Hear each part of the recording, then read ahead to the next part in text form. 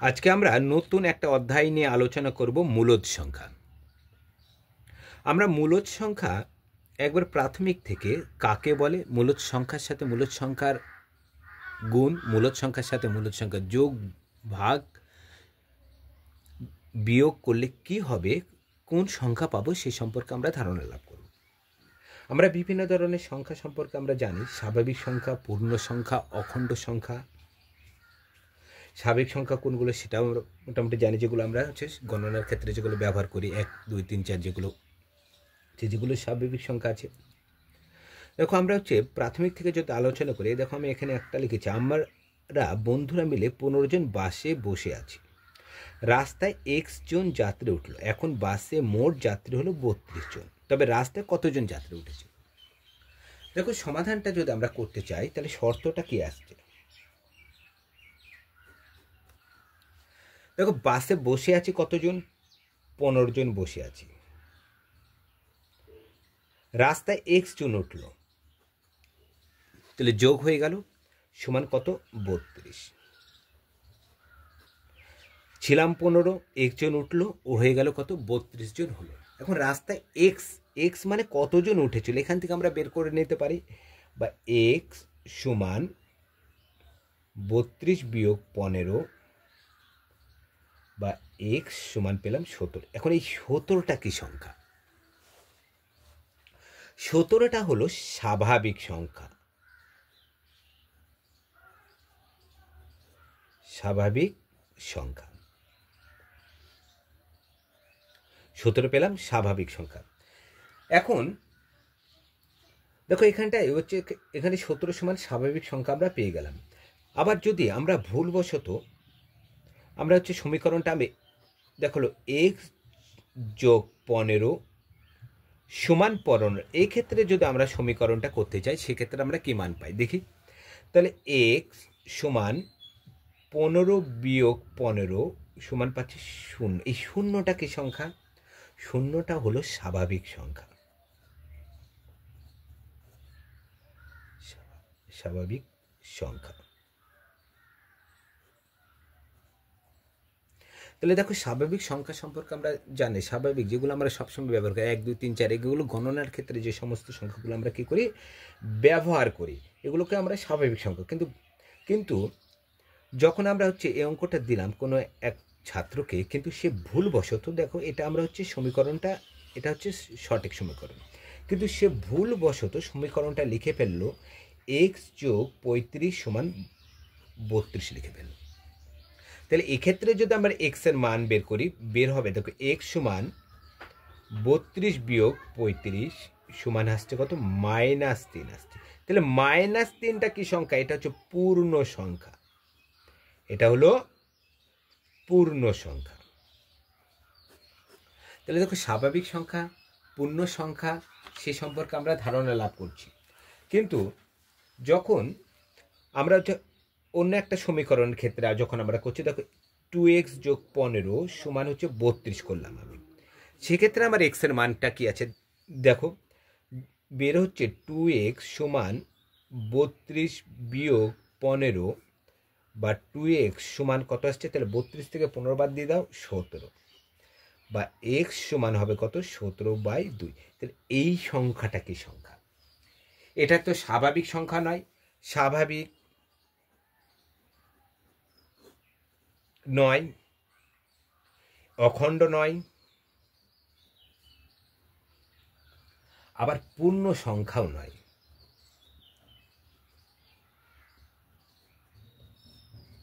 তাহলে এইটা কি সংখ্যা? এইটা হলো, মনে রাখবে, এটা হলো মূলদ সংখ্যা। এটা হলো মূলদ সংখ্যা। তাহলে মূলদ সংখ্যা কাকে বলে?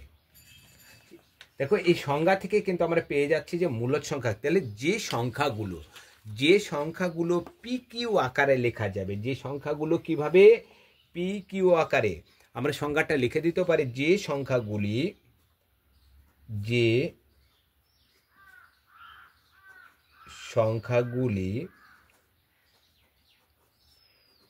পি কিউ আকারে লেখা যায়,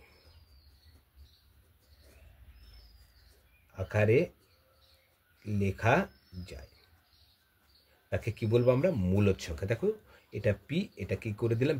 পিকিউ আকারে লিখে দাও, তাহলে সেটা কি হয়ে যাবে? মূলদ সংখ্যা।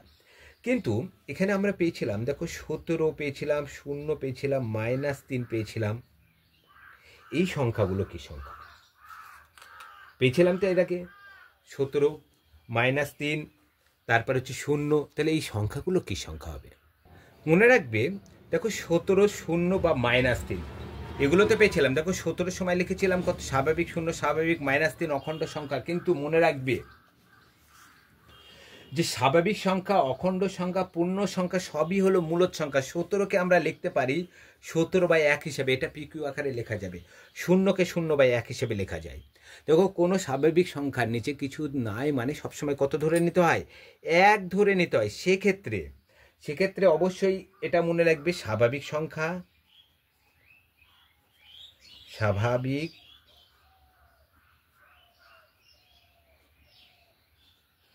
সংখ্যা, পূর্ণ সংখ্যা,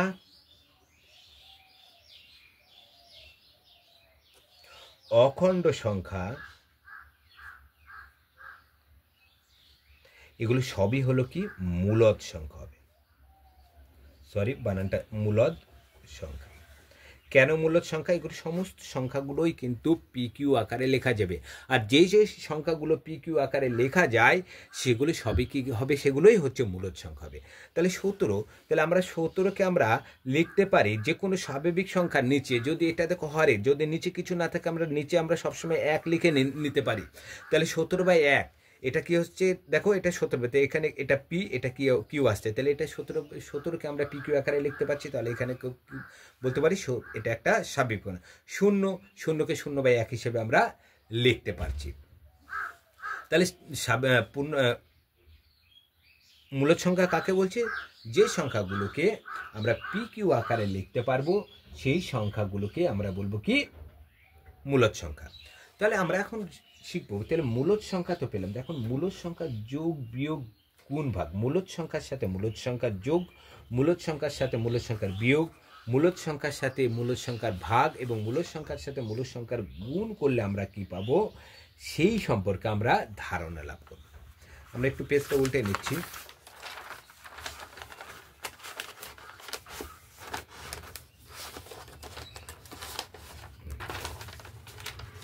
দেখো আমি একটা ভগ্নাংশ, -2/3 ও 3/8, দেখো মূলদ সংখ্যা, এটাও কি আসছে? মূলদ সংখ্যা। দুটোই কি? মূলদ। লিখে দিই আমি, দুটোই মূলদ। এবার আমরা করব এই দুটো মূলদ সংখ্যাকে যোগ করব। যোগ করে আমরা কি পাই? কি করব? প্রথমে যোগ, তাহলে -2/3 তার সাথে যোগ করব 3/8, তাহলে যোগ করে দাও। লসও কত হবে? হরের লসও করলে 3 8 কত হয়? 24, তাহলে 3 8 8 2 16 যোগ 3 2 3 3 9, পাচ্ছি কত? -7/24। তাহলে এটা কি সংখ্যা পাচ্ছি? তাহলে এটা হচ্ছে মূলদ সংখ্যা পাচ্ছি। তাহলে মনে রাখবে, তাহলে মূলদ সংখ্যার সাথে মূলদ সংখ্যা যখন যোগ করব সবসময় কি পাচ্ছি? আমরা মূলদ সংখ্যা পাচ্ছি। তাহলে যোগ করলে মূলদ সংখ্যা, এখন বিয়োগ করে কি পাচ্ছি আমরা সেটা দেখে দিই। -2/3 তাতে বিয়োগ করব কত? 3/8, তাহলে একইভাবে লসাগু 24 হবে, তাহলে মাইনাস কত হবে? 16, তাহলে -9 সমান কত আসছে? -25/24। এটাও কি পাচ্ছে? দেখো পিকিউ আকারে লেখা যাচ্ছে, মাইনাসটা সামনে লিখে দিই, সুবিধা হবে তোমাদের। তাহলে এটাও পিকিউ আকারে, এটাও পেয়ে গেলাম কি? মূলদ সংখ্যা। তাহলে আমরা লক্ষ্য করছি মূলদ সংখ্যার সাথে মূলদ সংখ্যা যোগ অথবা মূলদ সংখ্যার সাথে মূলদ সংখ্যা বিয়োগ করলে কি পাচ্ছি? মূলদ সংখ্যাই পাচ্ছি। তাহলে এবার আমরা গুণ করে দেখি মূলদ সংখ্যার সাথে মূলদ সংখ্যার গুণ। তাহলে এখানে -2/3 তাকে গুণ করব 3/8 দিয়ে। দেখো এই 3 কাটা, 2 কে 2, 4 2 8, পাচ্ছি -1/4। দেখো এটাকেও পিকিউ আকারে লিখতে পাচ্ছি। তাহলে এটা কি সংখ্যা হচ্ছে? মূলদ সংখ্যা। তাহলে মূলের সংখ্যার সাথে যোগ করলাম, বিয়োগ করলাম এবং গুণ করলাম। দেখো দুটো তিনটের ক্ষেত্রে কিন্তু একই উত্তর আসলো। পাশাপাশি লিখে দিয়ে এটা গুণ হয়েছে, এটা বিয়োগ, আর এটা হয়েছে কি যোগ। এবার আমরা করব ভাগ। তাহলে ভাগ করে দেখি। তাহলে -2/3 ভাগ 3/8।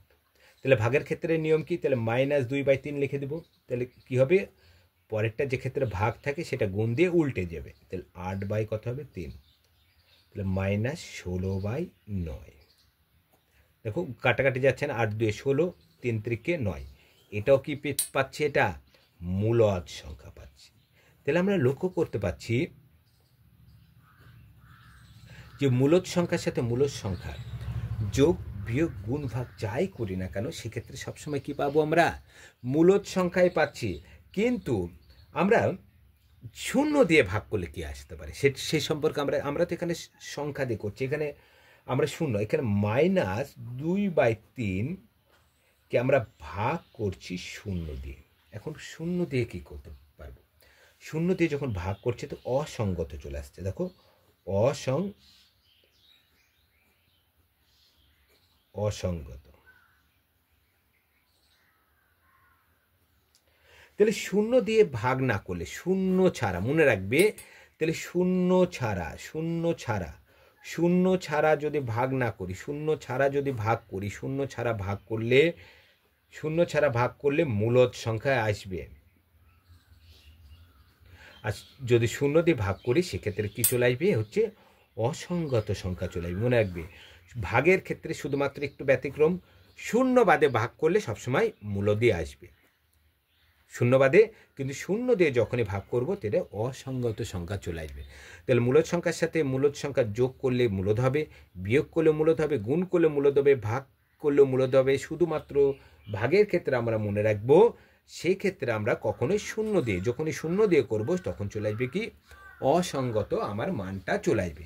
তাহলে আমরা মূলদ সংখ্যার প্রথম ভিডিওতে আমরা হচ্ছে মূলদ সংখ্যার যোগ, বিয়োগ, গুণ, ভাগ করে আমরা দেখলাম যে মূলদ সংখ্যার সাথে যোগ, বিয়োগ, গুণ, ভাগ যাই করছে না কেন সেক্ষেত্রে সবসময় মূলদ সংখ্যায় আসছে। মূলদ সংখ্যা ভিন্ন আমরা কোনো সংখ্যা পাচ্ছি না।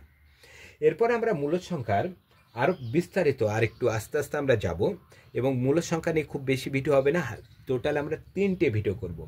2টো নিয়মে যাবে আর একটা আমরা ছোট ছোট যে সমস্ত মূলদ সংখ্যার অঙ্কগুলো পরীক্ষায় আসবে সেই সমস্ত অঙ্ক নিয়ে আমরা আলোচনা করব।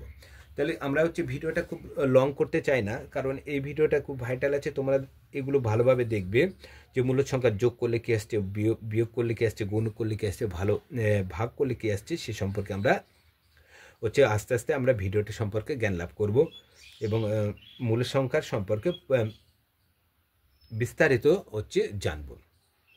আমরা সেকেন্ড ভিডিওয়ে মূলদ সংখ্যার সম্পর্কে আর কিছু যে সমস্ত নিয়মগুলো আছে সেগুলো নিয়েও আলোচনা করব।